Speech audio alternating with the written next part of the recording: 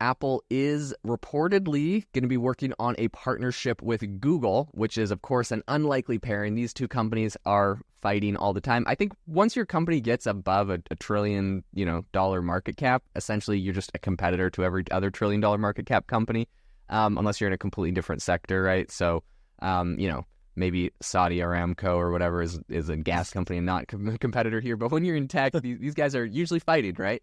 And so I think this is impressive. They're going to be making a partnership to pull AI into the iPhone, specifically Google's Gemini-powered AI models, getting them on the iPhone. I have a lot of thoughts on this, but Jamie, what are you kind of thinking here?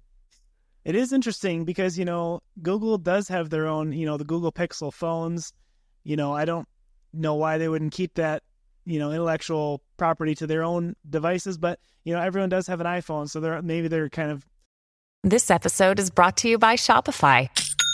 Forget the frustration of picking commerce platforms when you switch your business to Shopify, the global commerce platform that supercharges your selling wherever you sell. With Shopify, you'll harness the same intuitive features, trusted apps, and powerful analytics used by the world's leading brands. Sign up today for your $1 per month trial period at shopify.com/tech, all lowercase. That's shopify.com/tech. Bowing to the beast, in effort to move forward with their AI, with Gemini to help grow it and become one of the top players. They're kind of befriending the devil, if you will. So I don't know. It's interesting. What are your thoughts? Yeah, so I think this is a great play. They need more adoption for Gemini. It's if they come out with this AI model, they make this big, huge, deal about it, and then they start looking at the numbers and they have to report on this in their quarterly earnings, and it's like, oh, this thing isn't getting great adoption. It's going to look really bad for them. So it's had a lot of controversy with it, having all of its super doctor to just force every image it created to be someone that whatever was not white or not male was kind of the funny thing everyone criticized them for, right? So they have a lot of criticism, and I think they might lose the direct to consumer, but they don't want to lose the corporate. And I think that they can win. Google's a big company, and I think this is what they're trying. So they've actually made two partnerships. They made one with Samsung to get Gemini on Samsung smartphones, just kind of baked in, and now they're doing it with iPhone. I think this is smart.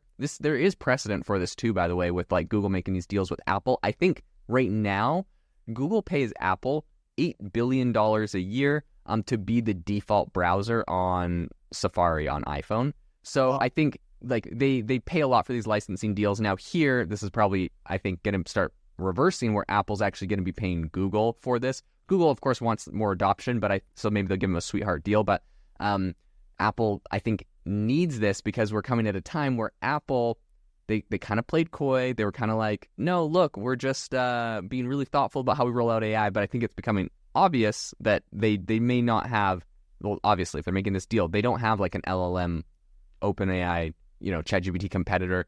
Some people might call them falling behind, but they're no, we're just partnering with Google. So I think right now Apple also needs this technology pretty bad. Yeah, and I mean, I don't see, in business, partnerships are where, can be beneficial to both parties. I think this is a case where it will be beneficial to both Apple and Google to partner together.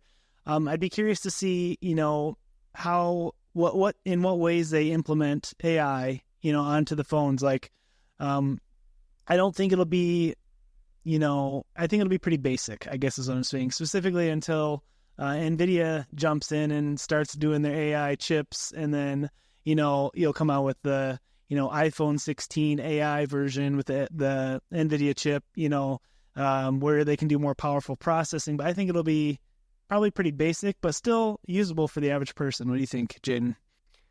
Yeah, I think this is going to be impressive. Apple has recently made a bunch of acquisitions. They acquired Darwin AI earlier this year, which was a company based out of Canada that was kind of for manufacturing, but at the same a AI and manufacturing company. But at the same time, they kind of stumbled on this way to make AI models smaller. So Google or Apple essentially acquired them to help put their technology into iPhones to make the models smaller. Now using Google Gemini. I think the idea here is that Apple would like you to be able to run AI directly on your iPhone. This is going to be a big selling feature, I think.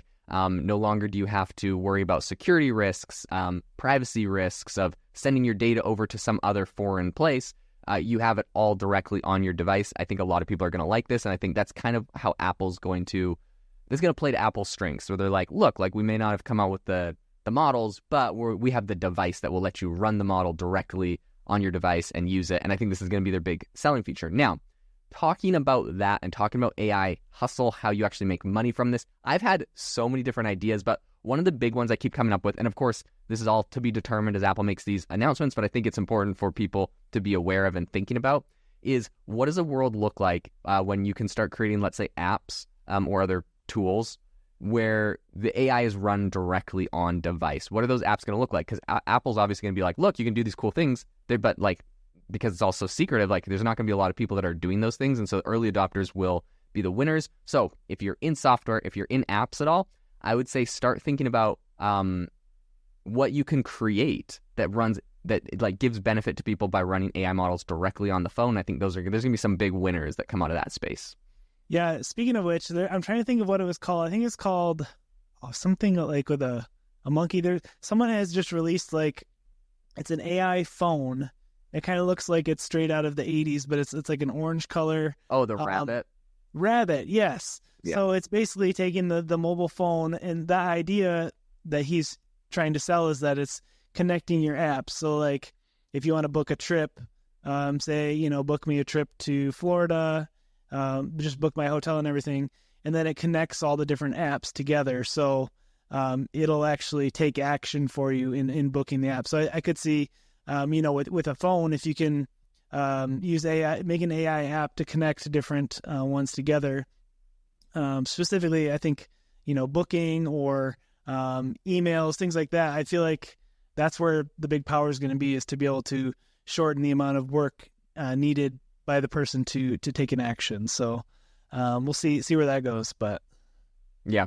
So I think this is absolutely fascinating, but with NVIDIA making a bunch of chips and Intel working on chips to do on device AI processing, this is definitely a big future trend that we're going to start seeing, where you don't have to connect to anything. You can run AI models directly on your devices. There'll probably be software and tools that will help you to facilitate that, so it's not so complicated like it is today.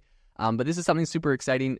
Jamie and I will definitely keep you all up to date on what is happening in this space, what some of the benefits are, what some of the businesses are that are going to be coming out of this. But we wanted to make this podcast episode to really make you all aware of where this coming trend was, because I think there's going to be a lot of opportunities to capitalize and make money on this. Thank you so much for tuning into the podcast. Thank you so much for being one of our listeners. We just crossed 300,000 listeners, and we are so thrilled to have you guys on the journey with us. We really appreciate it. If you wouldn't mind leaving us a review, if you learned anything or appreciate anything we talked about today, we would love that. But we hope that you all have an amazing rest of your day.